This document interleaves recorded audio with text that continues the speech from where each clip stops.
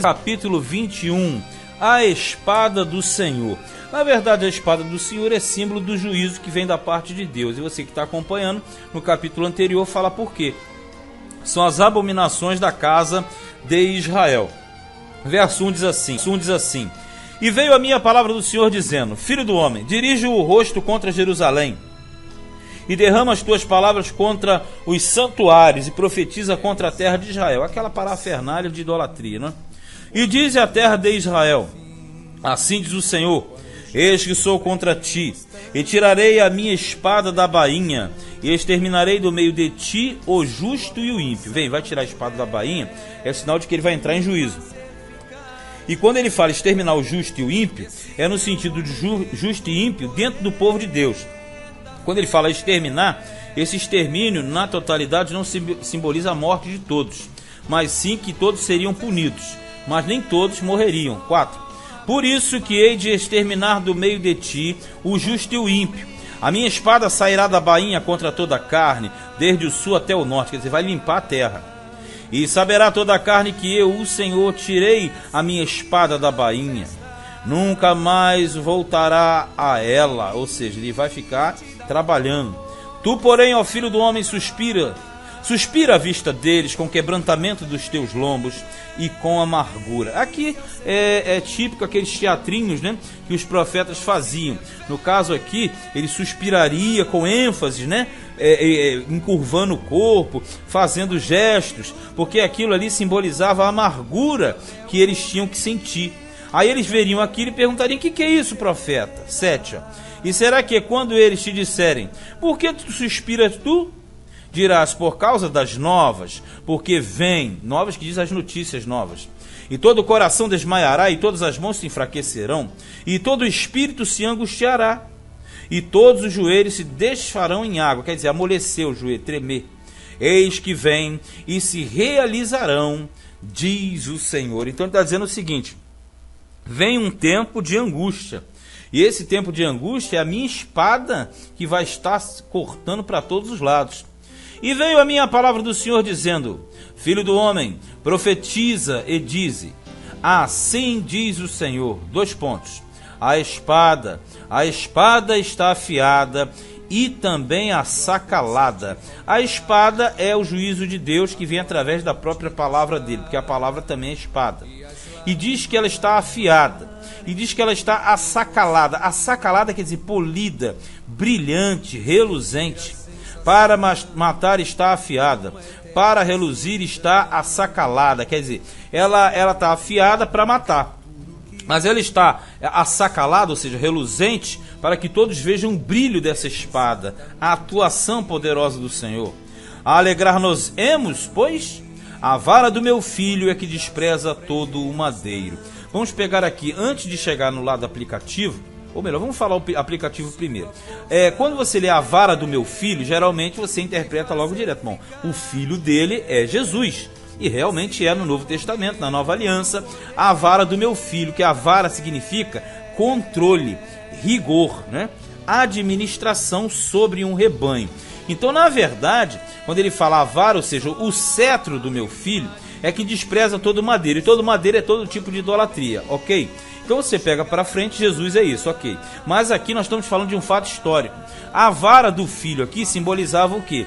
O poder de Babilônia nas mãos de Nabucodonosor. Então, na verdade, o meu filho seria Nabucodonosor ou Babilônia, e o cetro, o domínio dele, o poder sobre todas as nações. E quando fala despreza o madeiro, você verifica que o próprio Nabucodonosor era idólatra. Mas desprezar todo madeiro, ou seja, não respeita os deuses das nações. Atropela tudo, destrói tudo e domina tudo. Então ele despreza todo o madeiro. Mas quando Babilônia atua, a Babilônia atuando é a espada do Senhor em ação, ok? 11. E foi dada a sacalar para ser manejada. Esta espada está afiada e está assacalada para ser posta na mão do matador. Quem é o matador é Babilônia. Grita e geme, ó filho do homem, porque ela será contra o meu povo, contra todos os príncipes de Israel. Espantos terá o meu povo por causa da espada. Bate, pois, na tua coxa. A grande verdade é o seguinte: aqui o teatrinho tomava proporções mais mais avultuosas, né? Aqui ele começou a gritar e gemer, e aquilo tinha um drama, né? E gritava, gemia, se sacudia e começava a sentir dor. E isso ali mostrava que ele seria o símbolo da punição do povo de Deus. E quem puniria o povo de Deus? O próprio Deus levando Babilônia, que era na verdade o cumprimento da espada. Aí ele fala assim: bate, pois na tua coxa. Bater na coxa não é bater na coxa, perna. Bater na coxa, dá um soco nos órgãos genitais, porque aí sentiria uma dor profunda. Isso aqui é um hebraísmo, é uma questão cultural antiga. Quando a pessoa estava sofrendo muito, ela batia violentamente nos órgãos genitais para sofrer muito, sentir uma dor profunda. E o homem sabe muito bem o que é tomar uma bolada, né? Que nem você vê nos campos de futebol ou qualquer coisa nessa área, na região dos órgãos genitais masculinos. Então, na questão dele bater na coxa para sentir dor, era para mostrar que seria um sofrimento muito grande. 13. Porque se fez uma prova, e que seria se não existisse a própria vara desprezadora? Diz o Senhor. Quando ele fala vara desprezadora, é o cetro desprezador. Só que ele fala: e que seria se não existisse a própria vara desprezadora? Quem é a vara desprezadora? É justamente a vara que despreza todo madeiro, que ele falou no versículo 10. Então, quer dizer, era necessário que existisse esse, porque senão ele não desprezaria até a própria cultura de Israel. Porque a cultura de Israel, tu pode falar assim: mas ele não vai trazendo para destruir o povo dele? Sim, mas o povo dele não está confiando nos ídolos? Sim ou não? Sim, não é?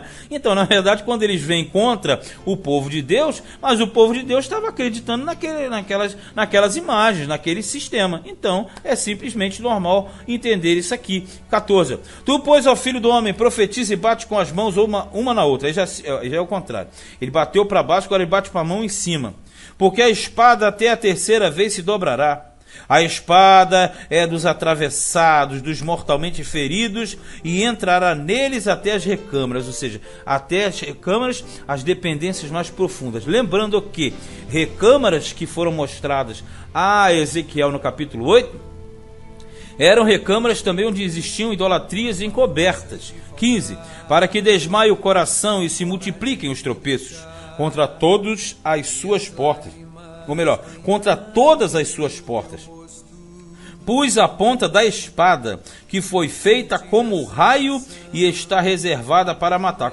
Então quer dizer, ele está querendo dizer o seguinte: o meu juízo é preciso e cirúrgico, não tem como escapar.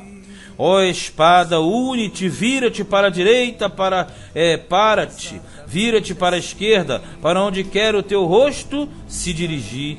Isso quer dizer, como alguém que manuseia uma espada, você deve ter visto em esgrima, e aquela espada ele vai para a direita, para a esquerda, ele tem habilidade. E também eu baterei com as minhas mãos uma na outra, e farei descansar a minha indignação, eu, o Senhor, farei. Então quer dizer, agora depois de tudo, bate-se com a mão na outra, eles estão aplaudindo, e Ezequiel fazia. E o próprio Deus diz que ele também bateria as palmas depois que tudo isso acontecesse. E veio a minha palavra do Senhor dizendo: tu, pois, ó filho do homem, propõe 2 caminhos, por onde vem a espada do rei da Babilônia. Ambos procederão de uma mesma terra. Olha só, hein? Põe neles marcos e indicadores, põe-nos na entrada do caminho para a cidade. Aí ele faria uma outra maquete pequenininha. Essa maquete consistia no fato de que, quando Nabucodonosor viesse o exército, ele viria do norte, a entrada que fica na fronteira lá na Síria, ok? Então, conforme ele fosse descendo, ele teria que escolher, ou ele vai para a esquerda ou para a direita. Indo para a esquerda, ele sairia na região de Amon, e indo para a direita, ele sairia na região de Jerusalém, para quem vem do norte. Quem está vendo aí, quem tem um mapa ou tem noção, sabe o que eu estou falando. Quem estuda comigo tem que saber o que eu estou falando aqui, né? A essa altura do campeonato. Aí, então ele chegaria ali e o Ezequiel ia fazer uma encenação, botando umas setinhas indicando o caminho.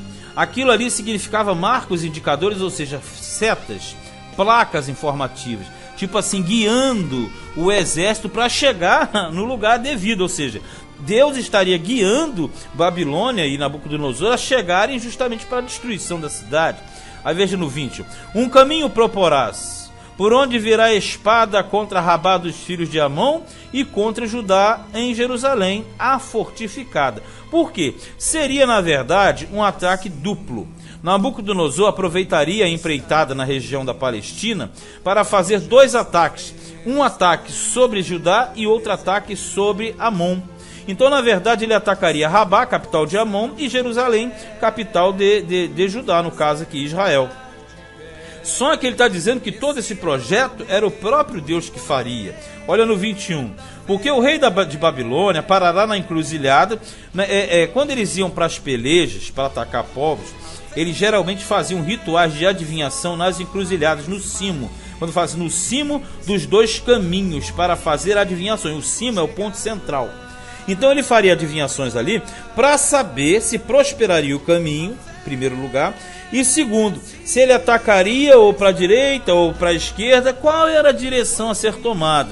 Aí diz assim: aguçará as suas flechas, consultará os terafins, os ídolos, atentando nas entranhas. Vamos entender, esse sistema de adivinhação consistia na seguinte forma: você parava em determinado lugar ou numa encruzilhada, e ali você sacrificava o animal, abria a barriga do animal e todos os órgãos mais o redenho e a fressura, as tripas, caíam ali no chão. E quando caía aquele monte de órgãos e tripas, aí eles faziam as adivinhações ali em cima daquilo ali.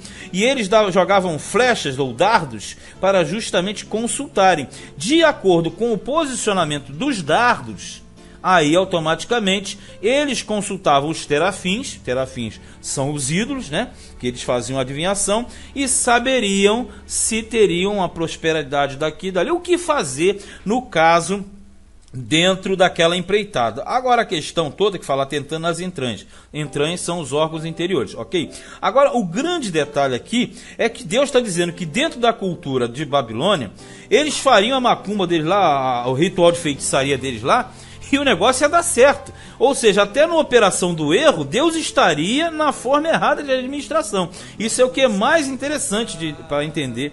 Ele está dizendo assim, ele vai fazer os rituais dele, e dentro dos rituais dele, ele vai ter o ok. Só que o ok que ele alcança dentro dos rituais dele, automaticamente foi porque eu quero que aconteça. 22, ó. A sua direita estará a adivinhação sobre Jerusalém, para ordenar os arietes, para abrir a boca a matança, para levantar a voz com júbilo, para pôr os arietes contra as portas, para levantar tranqueiras, para edificar baluartes. Quer dizer o seguinte: se a seta cair para a direita, é sinal de que eles vão invadir Jerusalém. Quando fala os arietes, o arietes tem 2 situações aqui. O ariete peça era um tronco enorme. Você já com certeza viu em filmes, um tronco grande com uma ponta, tipo um lápis, né? Tipo uma ponta de lápis ou caneta, um tronco grande, geralmente cedro, e aquilo fazia um tronco enorme. Eles vinham, batiam com aquele tronco nas portas e nas muralhas, iam batendo até perfurar e abrir, escancarar a porteira. Então aqui no caso está dizendo que ele lançaria a sorte, cairia a sorte, e os arietes viriam para abrir a boca da matança, ou seja, para bater contra as portas de Jerusalém, para invadir e para tomar tudo. Então o arietes, em primeiro plano aqui, são esses grandes troncos. Só que aqueles que manuseavam os arietes também eram chamados de arietes. Não tem o ariete peça e o ariete, o que manuseava a peça, no caso. 23. Isso será aos olhos deles como adivinhação vã, pois foram juramentados com juramentos entre eles. Mas ele se lembrará da maldade para que sejam apanhados. Portanto, assim diz o Senhor: visto que me fazeis lembrar da vossa maldade, descobrindo-se as vossas prevaricações, parecendo os vossos pecados em todos os vossos atos, e visto que viestes em memória, sereis apanhados na mão. Tipo o seguinte: eles vão tentar resistir, mas não vão conseguir, porque o poder é grande, ó.